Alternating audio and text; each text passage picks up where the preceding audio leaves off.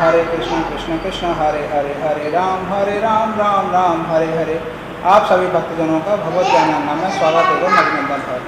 आज का हमारा शीर्षक है स्वर्ग और नर्क। आज हम इस विषय पर बात करेंगे कि स्वर्ग क्या है और नर्क क्या है। आपने बहुत सी बातों में सुना होगा, बहुत से लोगों के मुंह से सुना होगा कि हम अगर अच्छे कर्म करेंगे तो हमें मरने के बाद में स्वर्ग की प्राप्ति होगी, और अगर हम बुरे कर्म करेंगे तो मरने के बाद में हमें नर्क में भेजा जाएगा, जहाँ हमें अनेक अनेक यातनाएँ दी जाएंगी। ये सारी बातें आपने बहुत से लोगों के मुंह से सुनी होगी, बहुत सी जगह बात सुनी होगी, और हर आदमी इस बात पे विश्वास भी करता है कि जितने लोगों ने बताया है तो ये सही बता रहे होंगे कि नर्क में भी जाना पड़ता है या स्वर्ग में भी जाना पड़ता है। जबकि भगवत गीता में भगवान श्री कृष्ण ने यह बताया है कि नर्क और स्वर्ग कहीं दूसरी जगह की बात नहीं है। कोई भी एक ऐसी वो नहीं है, जगह नहीं है कि कोई नर्क है या स्वर्ग है। आदमी अपने जीते जी ही नर्क भी भोगता है और स्वर्ग भी भोगता है। आदमी दो मनोदशाओं का नाम है, स्वर्ग और नर्क तो मनोदशाओं का नाम है। अगर मनुष्य अपने अच्छे कर्म कर रहा है, शुभ कर्म कर रहा है और सही मार्ग पर चल रहा है तो वो उसका प्रतिफल सुख को भोग रहा है। प्रत्येक क्षण वो स्वर्ग में ही रह रहा है, उसे कहीं देखने की, कहीं जाने की आवश्यकता नहीं है। और जो भी मनुष्य बुरे कर्म कर रहा है, किसी की हानि पहुंचा रहा है, किसी को दुख पहुंचा रहा है, किसी को परेशानी दे रहा है, तो वो स्वयं भी चल रहा है, स्वयं भी उसी परेशानी को भोग रहा है, नर्क को भोग रहा है। लेकिन उसे यह पता नहीं होता कि मैं नर्क भोग रहा हूँ। जैसे ही उसे ये बात समझ में आती है कि स्वर्ग नर्क कहीं बाहर नहीं है, जीवन के साथ ही हैं। भगवान श्री कृष्ण ने भगवद गीता में यही बताया है कि ये पूरी धरती कर्म भूमि है और भोग भूमि है। आपको भोग वही मिलते हैं जो आपके कर्मों के द्वारा प्रारब्ध होता है। जो आपने कर्म करे हुए होते हैं उन्हीं का फल भोग आपको मिलता है, और वही आदमी सुख और दुख के रूप में आपको मिलता है। जैसे आप अच्छे कर्म करेंगे तो उसका परिणाम सुख मिलेगा और वो सुख आपको भोगना होगा। आप कहीं किसी को शिक्षा देते हैं, किसी के साथ भलाई करते हैं, किसी की चिकित्सा करते हैं, किसी को पढ़ाते हैं, किसी का इलाज करते हैं, किसी की सेवा करते हैं, किसी के लिए काम करते हैं, मेहनत करते हैं, तो उसके बदले में आपको जो सुख मिलेगा, आशीर्वाद मिलेगा, पैसा मिलेगा और उसका उपभोग आप करोगे, तो ये स्वर्ग की निशानी है। आप जीते जी स्वर्ग भोग रहे हो। लेकिन जैसे ही आप किसी की चोरी करते हैं, किसी के साथ गलत कर्म करते हैं, किसी के साथ मार पिटाई करते हैं और किसी का धन चुराते हैं या किसी भी क्षति पहुंचाते हैं उसे, तो ये आप गलत कर्म कर रहे हैं और उसका फलस्वरूप आपको दंड मिलता है। शासन की तरफ से दंड मिलता है, पुलिस की तरफ से दंड मिलता है, समाज की तरफ से दंड मिलता है, जो आपको नर्क भोगना पड़ता है। जेलों में बहुत से लोग रह रहे हैं तो वो क्या कर रहे हैं, इस धरती पर ही नर्क भोग रहे हैं। जो जेलों में सज़ा काट रहे हैं और जिनका मानसिक संतुलन से खराब है, जो अपने मानसिक शक्ति को नहीं समझ पा रहे हैं और दुख पा रहे हैं, ऐसे लोग, बहुत से लोग ऐसे भी हैं जो आपको बहुत धनी दिखेंगे कि बहुत धनी हैं, इनके पास पैसे की कमी नहीं है, कोई भी नहीं है, लेकिन उन्हें भी शांति सुख नहीं है, मन का सुख नहीं है। वो मतलब स्वर्ग में रहते हुए भी नर्क भोग रहे हैं, सब धन संपदा होते हुए भी नर्क का भोग कर रहे हैं। नर्क और स्वर्ग है क्या, ये आपको समझना पड़ेगा। नर्क और स्वर्ग को समझने के लिए आपको गीता का ज्ञान हासिल करना पड़ेगा। गीता के ज्ञान में समझना पड़ेगा कि भगवान श्री कृष्ण कह क्या रहे हैं। भगवान श्री कृष्ण ने सिर्फ इतना कहा कि नर्क और स्वर्ग आदमी को इसी जीवन में भोगने होते हैं। नर्क और स्वर्ग एक ही सिक्के के दो पहलू। अगर आप अच्छा कर्म करेंगे तो सुख भोगेंगे, स्वर्ग का सभी आनंद आपको मुहैया होंगे, आपके पास होंगे। और जैसे ही आप गलत कर्म करेंगे तो उसका उल्टा, सिक्के का उल्टा पहलू, आपको नर्क खुद भोगना पड़ेगा, यातनाएं भोगनी पड़ेंगी, पीड़ा भोगनी पड़ेगी, मानसिक कष्ट भोगने पड़ेंगे, शारीरिक कष्ट भोगने पड़ेंगे, बीमारियां भोगनी पड़ेंगी। क्योंकि जितनी भी बीमारियां हैं, जितनी भी कष्ट हैं, जितने भी शारीरिक रोग हैं, वो एक नर्क का ही स्वाद है। नर्क आप भोगने के लिए जरूरी नहीं है कि आप कारागार में जाएं तभी नर्क भोग रहे हैं ना। अपने घर में बिस्तर पर पड़े हुए बीमारी को अगर आप झेल रहे हैं तो वो भी एक नर्क भोगने के समान है। इस बात को आपको समझना होगा। और स्वर्ग भोगने का सबसे उत्तम उपाय क्या है? भगवान का चिंतन। जैसे ही आप भगवान का चिंतन करते हैं, भगवान को याद करते हैं या भगवान की सेवा करते हैं, तो आपका मन में और हृदय में प्रेम ही प्रेम भर जाता है।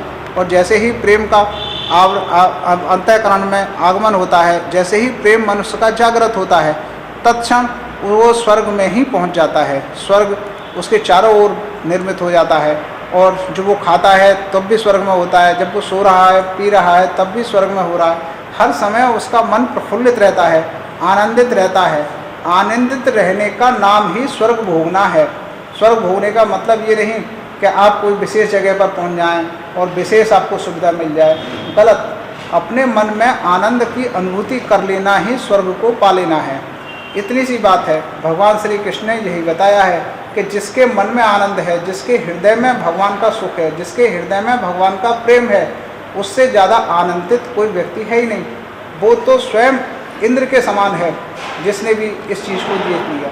भगवान श्री कृष्ण ने गीता में यही बताया है कि जिस व्यक्ति ने अपने मन को जीत लिया, मन को अपने काबू में कर लिया, समझो जिसने भी मन को अपने काबू में कर लिया वो इंद्रासन पर बैठने का हकदार, उसको स्वर्ग का राजा बन गया, स्वर्ग का राजा कहलाने का अधिकारी है। क्योंकि मन ही आपका इंद्र है। आप समझिए, मन ही आपके जो भी आप चल रहा है संसार में, जो भी आपका हो रहा है, जो भी आप यहाँ भी रह रहे हैं, कोई भी काम कर रहे हैं, कोई भी चीज़ कर रहे हैं, वो मन के द्वारा ही कर रहे हैं। और मन के ही हर आदमी गुलाम है। हर आदमी मन का सेवक है, मन का दास है, मन का गुलाम है। जैसे ही कोई व्यक्ति मन को अपना गुलाम बना लेता है अभ्यास के द्वारा और विरक्ति के द्वारा, जैसे ही कोई व्यक्ति मन को अपना गुलाम बना लेता है तभी वह सच्चा मालिक बन पाता है, तभी वह शरीर का सच्चा खुदा बन पाता है और स्वामी बन पाता है और इंद्र बन जाता है। उसे स्वर्ग की अनुभूति इस धरती पर ही होती है। चारों ओर उसे भगवान के दर्शन होते हैं, स्वर्ग का सारे सुख उसके पास मौजूद होते हैं।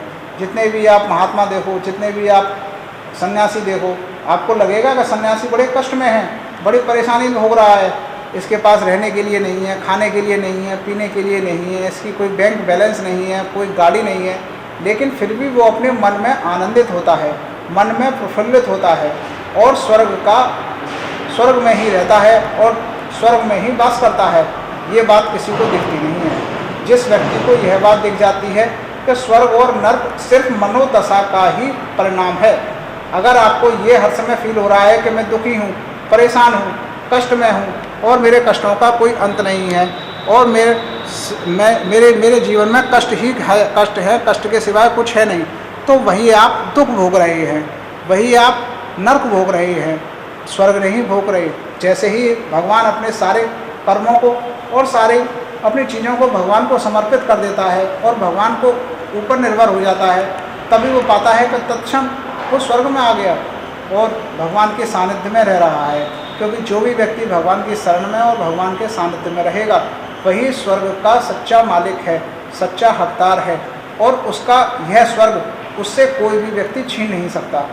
वह स्वर्ग में ही अपने जीवन का यापन करेगा और मरते दम तक स्वर्ग का ही वासी रहेगा और भगवान को धन्यवाद देगा और भगवान को थैंकफुल देगा। क्यों कि स्वर्ग पाना, जब तक आपको चाहत ये रहेगी कि मुझे स्वर्ग मिल जाए, स्वर्ग पालूं, तब तक आपको जीवन भर स्वर्ग मिलेगा नहीं। स्वर्ग को पाना नहीं है, स्वर्ग को समझना है। स्वर्ग का मतलब सभी सुखों का प्राप्त कर लेना नहीं है कि सारी सुख सुविधाएं आ जाएं मेरे पास तभी मैं स्वर्ग का मालिक बनूंगा ना। स्वर्ग का मतलब है अपने आप को भगवान के चरणों में समर्पण कर देगा। जिस दिन जो भी व्यक्ति भगवान को समर्पित कर देता है, समर्पण कर देता है, तब ही उसे भगवान का प्रेम मिल पाता है और तभी वो यह समझ पाता है कि यही स्वर्ग से ऊंची धरोहर है। भगवान का प्रेम मिल जाना, भगवान का प्रेम का आगमन अगर आपके जीवन में हो जाए तो वह स्वर्ग से बढ़कर है। स्वर्ग और नर्क के चक्कर से आप ऊपर उठ गए। भगवान को जान लेना ही स्वर्ग को प्राप्त कर लेना है। जिस दिन यह भक्ति आदमी समझ जाता है तो वह स्वर्ग में ही रहता है, उसे नर्क का एहसास होता ही नहीं। कोई भी पीड़ा, कोई भी संकट, कोई भी दुख उसे होती नहीं, क्योंकि जो भी दुख होगा, जो भी संकट होगा, जो भी परेशानी होगी इस शरीर को होगी। आत्मा को कभी कोई बीमारी नहीं होती, कभी कोई कष्ट नहीं होता, कभी कोई दिक्कत होती नहीं है। आत्मा हमेशा सुखी ही रहती है। आत्मा हमेशा उस परमानंद परमेश्वर की है और उसको कोई कष्ट होने का सवाल ही नहीं है। वह अजर और अमर है, उसको कोई परेशानी, कोई दुख, कोई तकलीफ, कोई नर्क होता ही नहीं।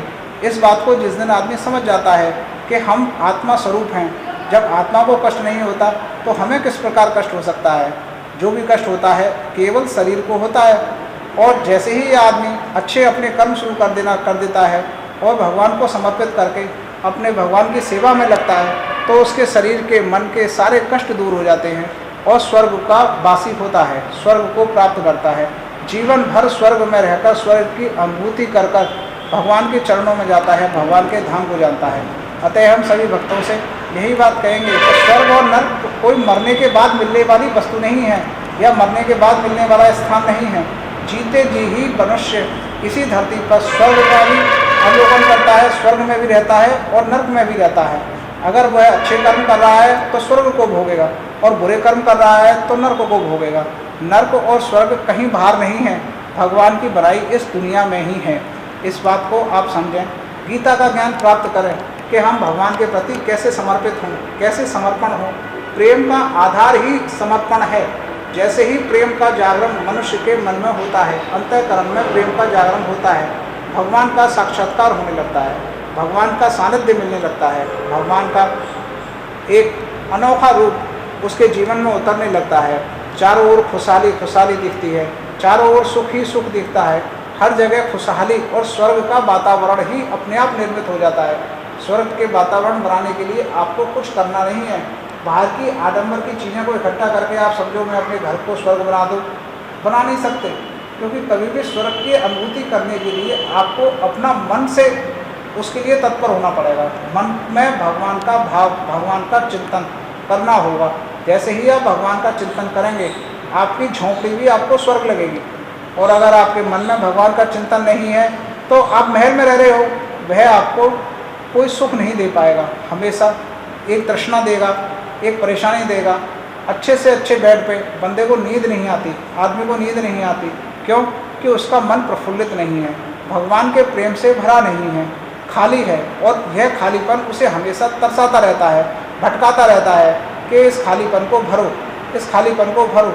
और वो ये समझ ही नहीं पाता कि इसे भरना कैसे है। भगवान के प्रेम से, कृष्ण प्रेम से इस खालीपन को भरना है। अपने हृदय में कृष्ण प्रेम को जगाना है, कृष्ण प्रेम का आगमन करना है। जैसे ही आप अपने हृदय में कृष्ण प्रेम को जगा लेते हैं और कृष्ण प्रेम को समझ जाते हैं, तो आप स्वर्ग में ही आ जाते हैं, नर्क की बात ही खत्म हो जाती है। जीवन भर आप स्वर्ग में ही रहेंगे अगर कृष्ण प्रेम आपके हृदय में है। अगर आपके हृदय में कृष्ण प्रेम नहीं है, सांसारिक बातें हैं, सांसारिक चीज़ें हैं, तो आप सिवाय नर्क के ही भोग करेंगे और जीवन भर तृष्णा में और दुख में ही बिताएंगे। इसका कोई समाधान नहीं है। भगवद गीता में कृष्ण ने यही बात बताया है कि कृष्ण आदमी सुख में तो स्वर्ग में रहेगा या नर्क में रहेगा, ये निर्धारण आदमी को खुद करना होता है। कोई भी भगवान या कोई भी व्यक्ति या कोई भी गुरु इस काम को नहीं कर सकता कि आपको स्वर्ग में भेज दे या नर्क में भेज दे। इस काम को आदमी अपनी ही अंतर्दशा को समझ के, अपने ही मन को समझ के और इस ज्ञान को पाकर कि मुझे भगवत ज्ञान को पाना है, भगवत ज्ञान से अपने हृदय को अवलोकित करना है, अपने हृदय में भगवान का कृपा और भगवान का ज्ञान भरना है और उनका नित्य चिंतन करना है। जिस दिन व्यक्ति ये बात समझ जाता है, वह स्वर्ग का वासी हो जाता है, स्वर्ग में ही रहता है और उसे दुख तकलीफ और नरक का जीवन भर अनुभव नहीं होता।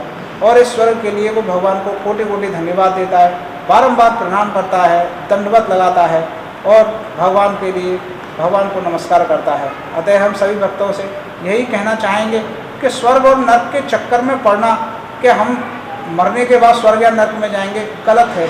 आप इसी जीवन में ही स्वर्ग नर्क भोग रहे हैं, क्योंकि जब तक आपने जीवन में स्वर्ग और नर्क नहीं भोगा, मरने के बाद मिलेगा इसकी कोई गारंटी नहीं, कहीं कोई पता नहीं, कहीं कोई पुराण ये नहीं कह सकता कि आपको स्वर्ग मिलेगा या नर्क मिलेगा, ये सिर्फ आपका अनुमान। लेकिन जैसे ही आप भगवान का प्रेम अपने हृदय में धारण करते हैं, आप जीते जी धरती पर, इस धरती पर ही स्वर्ग का आनंद महसूस करते हैं। तो अतः हम सभी भक्तों से यही कहना चाहेंगे कि भगवान के प्रेम को अपने हृदय में जगह दें, भगवान के प्रेम को अपने हृदय में भरें और सुख का अनुभव करें, स्वर्ग का अनुभव करें और सभी अनुभूतियों का अनुभव करें और भगवान को कोटि कोटि धन्यवाद दें। जय श्री राधे राधे, राधे कृष्ण, हरे कृष्ण।